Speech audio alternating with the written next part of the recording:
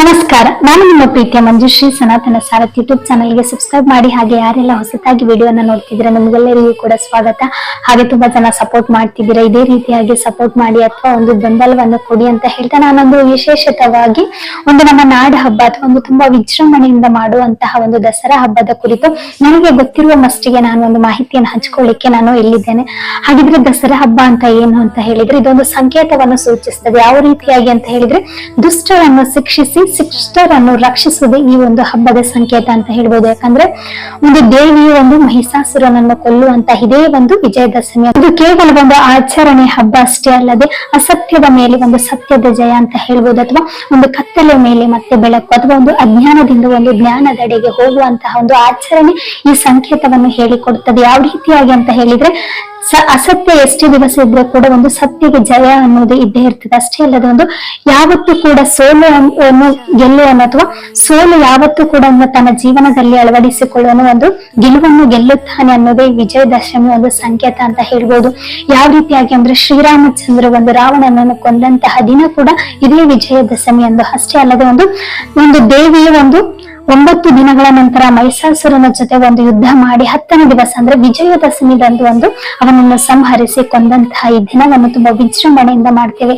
ಇದರಿಂದ ಆಚರಣೆ ನಾವು ಯಾಕೆ ಮಾಡ್ತಾ ಬಂದಿದ್ದೇವೆ ಅಂತ ಹೇಳಿದ್ರೆ ಅಧರ್ಮದ ಹಾದಿಯಲ್ಲಿ ಹೋಗೋರು ಒಂದು ಧರ್ಮಕ್ಕೆ ಜಯ ಸಿಗ್ತದೆ. ಅಷ್ಟಲ್ಲದೆ ಜಯ ಒಂದು ಗೆಲ್ತದೆ ಅನ್ನೋದೇ ಇದೊಂದು ಆಚರಣೆಯ ಸಂಕೇತ ಅಂತ ಹೇಳ್ಬೋದು. ಹಾಗಿದೆ ನಾವು ತುಂಬಾ ಜನ ಕತ್ತಲೆಯಲ್ಲೇ ಇರ್ತೇವೆ, ಬೆಳಕಿಗೆ ಕೂಡ ಒಂದು ಅವಕಾಶ ಸಿಗ್ತದೆ. ಅಷ್ಟೇ ಅಲ್ಲದೆ ಜಯಕ್ಕೆ ಒಂದು ಜಯ ಸಿಗ್ತದೆ ಅನ್ನೋದೇ ಈ ಒಂದು ಹಬ್ಬದ ಒಂದು ಆಚರಣೆಯ ಸಂಕೇತ ಅಂತ ಹೇಳ್ಬೋದು. ಇದು ತುಂಬಾ ವಿಜೃಂಭಣೆಯಿಂದ ನಮ್ಮ ಕರ್ನಾಟಕದಲ್ಲಿ 9 ದಿವಸ ಕೂಡ ತುಂಬಾ ಶುದ್ಧವಾಗಿರ್ತಾರೆ. ಅಷ್ಟೇ ಅಲ್ಲದೆ ಉಪವಾಸ ವ್ರತಗಳ ಮುಖಾಂತರ ದೇವಿಯನ್ನು ಒಲಿಸಿಕೊಳ್ತಾರೆ. ದೇವಿಯನ್ನು ನಾವು ಯಾವ ರೀತಿಯಾಗಿ ಒಲಿಸಿಕೊಳ್ಬೇಕಂದ್ರೆ ಶುದ್ಧ ಮನಸ್ಸಿನಿಂದ ಅಥವಾ ಸತ್ಯದ ಮಾರ್ಗದಿಂದ ಅಥವಾ ಜ್ಞಾನದ ಮಾರ್ಗದಿಂದ ದೇವಿಯನ್ನು ನಾವು ಒಲಿಸಿಕೊಳ್ಬಹುದು. ಪ್ರತಿಯೊಬ್ಬರಲ್ಲಿ ಅಜ್ಞಾನದಂತಹ ರಾವಣ ಆಗಿರ್ಬೋದು ಅಥವಾ ನಮ್ಮಲ್ಲಿರುವ ಒಂದು ಮಹಿಷಾಸುರನಂತಹ ಮನಸ್ಥಿತಿ ನಮ್ಮ ಒಳಗೆ ಇರ್ತದೆ. ಅದರಿಂದ ಹೊರಗೆ ಬರಬೇಕು ಅಥವಾ ಧೈರ್ಯ, ನಂಬಿಕೆ ಅಥವಾ ಒಂದು ಜಯ ಅನ್ನೋದನ್ನು ನಾವು ಅರಿತುಕೊಂಡಾಗ ಮಾತ್ರ ಜೀವನದಲ್ಲಿ ಯಶಸ್ಸನ್ನು ಗಳಿಸ್ತೇವೆ ಅಂತ ಹೇಳಿ ಈ ಒಂದು ಹಬ್ಬದ ಮುಖಾಂತರ ನಾವು ತಿಳಿದುಕೊಳ್ಬಹುದು. ನಮ್ಮ ಹಿಂದೂ ಆಚರಣೆಗಳಲ್ಲಿ ಯಾವುದೇ ಒಂದು ಹಬ್ಬ ಹರಿದಿನಗಳು ಅಥವಾ ಇದಕ್ಕೊಂದು ನಮಗೆ ಒಂದು ಕಾನೂನು ರೀತಿ ಯಾವ ರೀತಿಯಾಗಿರ್ತದೆ ಅದೇ ರೀತಿ ನಮ್ಮ ಹಿಂದೂ ಧರ್ಮದಲ್ಲಿ ಕೂಡ ಒಂದು ಆಚರಣೆಗಳು, ಪದ್ಧತಿಗಳು, ಸಂಸ್ಕೃತಿಗಳು ಅಥವಾ ಒಂದು ಭಾಷೆಗಳು ಆಗಿರ್ಬೋದು, ಒಂದು ಶೈಲಿಗಳಾಗಿರ್ಬೋದು, ಅಥವಾ ನಮ್ಮ ಉಡುಗೆ ತೊಡುಗೆಗಳು ಅಥವಾ ಒಂದು ಊಟದ ಮುಖಾಂತರ ಊಟದಿಂದ ಕೂಡ ನಾವು ಏನೆಲ್ಲ ಉಪಯೋಗಿಸ್ತೀವಿ ಅದರಲ್ಲಿ ಒಂದು ಸಂಸ್ಕೃತಿ ಇದೆ. ಅಷ್ಟೇ ಅಲ್ಲದೆ ಪದ್ಧತಿ ಇದೆ. ಅದು ಯಾಕಿದೆ ಅಂತ ಹೇಳಿದ್ರೆ ಅದಕ್ಕೆ ಕಾರಣ ಕೂಡ ವೈಜ್ಞಾನಿಕ ಕಾರಣ ಕೂಡ ಇರುತ್ತದೆ. ಹಾಗಾಗಿ ಹಿಂದೂ ಧರ್ಮದಲ್ಲಿ ಯಾವುದೇ ರೀತಿಯ ಒಂದು ಕಥೆಗಳನ್ನು ಕಟ್ಟಿಕೊಂಡು ನಮ್ಮ ಹಿಂದೂ ಸಂಪ್ರದಾಯ ಬೆಳೆದಿಲ್ಲ ಹೊರತಾಗಿ ಅದರದ್ದೇ ಆದಂತಹ ಪದ್ಧತಿಗಳು, ಸಂಸ್ಕೃತಿಗಳು ಇದಾವೆ. ನಾವು ಒಂದು ಹಿಂದೂ ಧರ್ಮದಲ್ಲಿ ಹುಟ್ಟಿದ್ದೇವೆ ಅಂದ್ರೆ ನಾವೇ ಪುಣ್ಯವಂತರ. ಹಾಗಿದ್ರೆ ದಸರಾ ಹಬ್ಬ ತುಂಬಾ ವಿಶೇಷವಾಗಿ ಕರ್ನಾಟಕದಲ್ಲಿ ಆಚರಣೆ ಮಾಡ್ತಾರೆ. ಕೆಲವು ಭಾಗಗಳಲ್ಲಿ ಕೆಲವು ರೀತಿಯಾಗಿ ಆಚರಣೆಗಳನ್ನು ಮಾಡ್ತಾರೆ. ನಮ್ಮಲ್ಲಿರುವ ಅಜ್ಞಾನವನ್ನು ತೊಲಗಿಸಿ ಅಥವಾ ಅಂಧಕಾರವನ್ನು ತೊಲಗಿಸಿ ನಮ್ಮಲ್ಲಿರುವ ಕತ್ತಲೆಯನ್ನು ಹೋಗಲಾಡಿಸಿ ನಮ್ಮಲ್ಲಿರುವ ಭಯವನ್ನು ಹೋಗಲಾಡಿಸಿ ಎಲ್ಲವನ್ನು ಹೋಗಲಾಡಿಸಿ ಒಂದು ಜಯದ ಮಾರ್ಗ ಅಥವಾ ಸತ್ಯದ ಮಾರ್ಗ ಅಥವಾ ಜ್ಞಾನದ ಕಡೆಗೆ ಅಥವಾ ಬೆಳಕಿನ ಕಡೆಗೆ ಕೊಂಡು ಹೋಗುವ ಒಂದು ಸಂಕೇತ ನಮ್ಮ ದಸರಾ ಹಬ್ಬ ಅಂತ ಹೇಳ್ಬೋದು.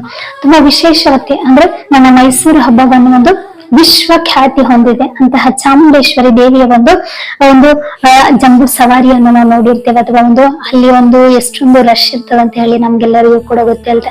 ಅಷ್ಟೇ ಅಲ್ಲದೆ ನಮ್ಮ ಮಂಗಳೂರಿನ ಕಡೆ ತುಂಬಾ ವಿಶೇಷತೆಯಾಗಿ ಒಂದು ಶಾರದೆ ಮಾತೆಯನ್ನು ನೋಡುದಂದ್ರೆ ಆ ಕಣ್ತುಂಬಿಕೊಳ್ಳೋದು, ಆ ದೇವಿಯ ಕಣ್ಣು ನೋಡಿದ್ರೆ ನಿಜ ದೇವಿಯ ಕೂತ ಹಾಗೆ ಅನುಭವ ಆಗ್ತದೆ. ತುಂಬಾ ಜನ ನೋಡಿರ್ತೇವೆ ಅಥವಾ ನೋಡಿರೋದೇ ಇದ್ರೆ ಕೂಡ ಭಾರಿ ಮಂಗಳೂರಿನ ಕಡೆ ದೇವಿ ವಿಶೇಷತೆಯನ್ನು ನಾವು ನೋಡ್ಬೋದು.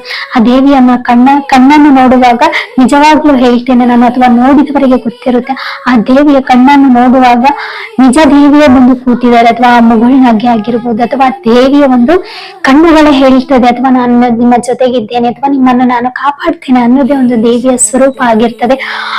ಹೇಳುವಾಗ್ಲೇ ನನ್ನ ಕಣ್ಣಲ್ಲಿ ನೀರು ಬರ್ತಿದೆ. ಆಗಿದ್ರೆ ಆ ದೇವಿಯ ಸ್ವರೂಪ ಆಗಿರ್ಬೋದು. ಆ ದೇವಿ ಎಷ್ಟೊಂದು ಚೆನ್ನಾಗಿ ಅಲಂಕಾರ ಮಾಡಿರ್ತಾರೆ. ಅಷ್ಟೇ ಅಲ್ಲದೆ ದೇವಿನ ಸ್ವತಃ ಕೂತಿರೋ ತರ ನಮ್ಮಲ್ಲಿ ಭಾವನೆ ಬರ್ತದೆ. ಯಾವ ರೀತಿ ಆ ದೇವಿಯ ಕಣ್ಣನ್ನು ನೋಡ್ಲಿಕ್ಕೆ, ಆ ದೇವಿಯ ಮುಖವನ್ನು ನೋಡ್ಲಿಕ್ಕೆ, ಆ ದೇವಿಯ ನಗುವ ಮುಖವನ್ನು ನೋಡ್ಲಿಕ್ಕೆ ಎಷ್ಟೊಂದು ಭಕ್ತರೊಂದು ಕಾದು ಕುಳಿತಿರ್ತಾರೆ. ನಿಜವಾಗಿಯೂ ಆ ಭಾವನೆ ಬರುವುದು ತಾಯಿಯ ಸ್ವರೂಪವನ್ನು ನೋಡಿದಾಗ. ನಿಜವಾಗ್ಲೂ ಮಂಗಳೂರಿನ ಸೈಡ್ ಹೋದಾಗ ಅಥವಾ ನಮ್ಮ ಕುದ್ರೋಳಿ ಟೆಂಪಲ್ ನಲ್ಲಿ ದೇವಿಯ ಪ್ರದರ್ಶನವನ್ನು ಮಾಡಿರ್ತಾರೆ. 9 ದೇವಿ 9 ಅವತಾರಗಳನ್ನು ಕೂಡ ಅಲ್ಲಿ ದಿನನಿತ್ಯ ಕೂಡ ಅಲ್ಲಿ ಪೂಜೆ ಪುನಸ್ಕಾರಗಳು ನಡೀತದೆ. ದಸರಾ ಹಬ್ಬ ಅಂತ ಹೇಳಿದ್ರೆ ಒಂದು ಕೆಟ್ಟತನಕ್ಕೆ ಒಳ್ಳೆಯತನ ಇದ್ದೇ ಇದೆ ಅಥವಾ ಒಂದು ಜಯ ಸಿಗ್ತದೆ ಅನ್ನೋದೇ ಒಂದು ದಸರಾ ಹಬ್ಬದ ಒಂದು ಸಂಕೇತ ಆಗಿರ್ಬೋದು. ಇದು 9 ದಿನಗಳ ಒಂದು ಚಾಮುಂಡೇಶ್ವರಿ ದೇವಿಯ ಒಂದು 9 ಅವತಾರಗಳು ಅಥವಾ 9 ಸ್ವರೂಪಗಳನ್ನು 9 ದಿವಸ ಕೂಡ ಒಂದು ನಿರಂತರವಾಗಿ ದೇವಿಯ ಸ್ವರೂಪಕ್ಕೆ ಒಂದು ಪೂಜೆಗಳಾಗಿರ್ಬೋದು, ಹೂಗಳ ಮುಖಾಂತರ ಅಥವಾ ತುಂಬಾ ಜನ ಒಂದು ವ್ರತಗಳನ್ನು ಮಾಡ್ತಾರೆ. ಈ ಸಮಯದಲ್ಲಿ ಎಲ್ಲ ಕೂಡ ಒಂದು ಸಿದ್ಧಿ ಆಗ್ತದೆ. ಒಳ್ಳೆಯ ಮನಸ್ಸಿನಿಂದ ಮಾಡಿದಂತಹ ಸಿದ್ಧಿ ಯಾವತ್ತೂ ಕೂಡ ಸಿದ್ಧಿ ಆಗ್ತದೆ ಅಂತ ಕೂಡ ಹೇಳ್ಬೋದು. ಹಾಗಿದ್ರೆ ವಿಜಯದಶಮಿ ಒಂದು ದೇವಿ ಅವತ್ತು ಚಾಮುಂಡೇಶ್ವರಿ ದೇವಿ ಒಂದು ಮಹಿಷಾಸುರನನ್ನು ಕೊಂದು ಅಥವಾ ಜಯವನ್ನು ಸಾಧಿಸಿದರು. ಇದೇ ಒಂದು ಕಾರಣಕ್ಕಾಗಿ ದಸರಾ ಹಬ್ಬವನ್ನು ಆಚರಿಸ್ತಾರೆ. ಕೆಲವು ಕಡೆ ವಿಶೇಷತವಾಗಿ ಆಯುಧ ಪೂಜೆ ಆಗಿರ್ಬೋದು ಅಥವಾ ವಾಹನ ಪೂಜೆ ಆಗಿರ್ಬೋದು, ಒಳ್ಳೆಯ ದಿನಗಳು ಆರಂಭವಾಗುವಂತಹ ದಸರಾ ಹಬ್ಬ. ಹಾಗಾಗಿ ಎಲ್ಲರಿಗೂ ಕೂಡ ಜೀವನದಲ್ಲಿ ಹೊಸ ಯಶಸ್ಸು ಗಳಿಸಲಿ ಅಥವಾ ಪ್ರತಿಯೊಂದಕ್ಕೂ ಕೂಡ ಜಯ ಆಗ್ಲಿ ಅಥವಾ ಅಜ್ಞಾನದಿಂದ ಜ್ಞಾನದ ಕಡೆಗೆ ಬರ್ಲಿ ಅಂತ ಹೇಳ್ತಾ ಈ ದಸರಾ ಹಬ್ಬವನ್ನು ಎಲ್ಲರೂ ಕೂಡ ವಿಜೃಂಭಣೆಯಿಂದ ಆಚರಿಸುವ ಅಷ್ಟೇ ಅಲ್ಲದೆ ನಮ್ಮಲ್ಲಿ ಅಂಧಕಾರವನ್ನು ಹೋಗಲಾಡಿಸಿ ಜ್ಞಾನದ ಕಡೆಗೆ ಹೊರಡುವ ಅಂತ ಹೇಳ್ತಾ ಅಷ್ಟೇ ಅಲ್ಲದೆ ನಮ್ಮಲ್ಲಿರುವ ಒಂದು ಅಪನಂಬಿಕೆ ಆಗಿರ್ಬೋದು ಅಥವಾ ಅಸತ್ಯ ಆಗಿರ್ಬೋದು ಅಥವಾ ನಮ್ಮಲ್ಲಿರುವ ಅಜ್ಞಾನವನ್ನು ಎಲ್ಲವನ್ನು ಕಾಮ, ಕ್ರೋಧ ಅಥವಾ ಮದ, ಮತ್ಸರ ಅನ್ನೋದನ್ನು ಎಲ್ಲವನ್ನು ತೊಡೆದು ಹಾಕಿ ತಾಯಿಯ ಕೃಪೆಗೆ ಅಥವಾ ತಾಯಿಗೆ ಶರಣಾಗುವ. ತಾಯಿ ಯಾವತ್ತೂ ಕೂಡ ಪರಿಶುದ್ಧ ಮನಸ್ಸಿನ ಮಕ್ಕಳಂದ್ರೆ ತಾಯಿಗೆ ತುಂಬಾ ಅಚ್ಚುಮೆಚ್ಚು ಆಗಿರ್ತದೆ. ಹಾಗಾಗಿ ತಾಯಿಯ ಕೃಪೆಗೆ ಯಾವತ್ತು ನಾವು ಹೋಗಿರ್ತೇವೆ ಅಥವಾ ತಾಯಿ ನಮಗೆ ಯಾರು ಇಲ್ಲ ಅಥವಾ ತಾಯಿ ನಮಗೆ ನನ್ನ ಜೀವನದಲ್ಲಿ ನಾನು ತುಂಬಾ ಸೋತಿದ್ದೇನೆ, ನಾನು ಕಂಗಾಲಾಗಿದ್ದೇನೆ ಅಥವಾ ನನಗೆ ಹಿಂದೆ ಮುಂದೆ ಏನು ಕೂಡ ಗೊತ್ತಿಲ್ಲ, ತಾಯಿ ನಾನು ನಿನಗೆ ಶರಣಾಗಿದ್ದೇನೆ, ನೀನು ನನ್ನ ಜೊತೆ ಇದೆಯಾ ಅಂತ ಹೇಳಿ ನಾನು ಜೀವನವನ್ನು ನಡೆಸ್ತಾ ಇದ್ದೇನೆ.